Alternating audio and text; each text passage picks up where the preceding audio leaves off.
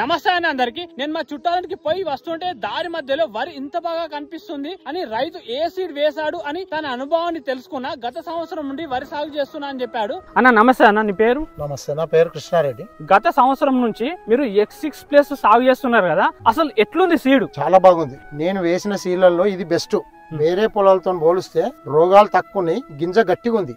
మరి పిలకలు ఎంత సంఖ్యలో ఉన్నాయి, గింజలు ఎంత సంఖ్యలో ఉన్నాయి? పిలకలు 35 నుంచి 40 పిలకలు ఉన్నాయి. గింజలు వచ్చేసి 350 నుంచి 400 వరకు ఉన్నాయి. ఇంతకు ముందు ఏ పంట వేసినా కానీ దీనంత బాగా ఏది లేదు.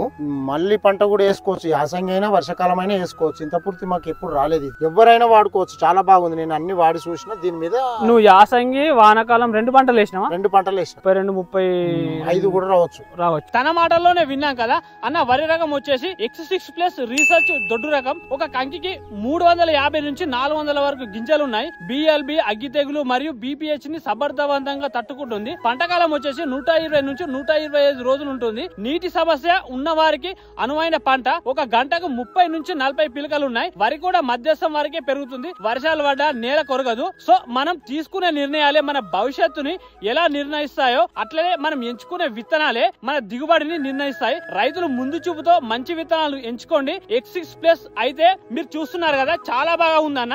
ఈ సీడ్ తో మంచి లాభాలు పొందవచ్చని నా అభిప్రాయం.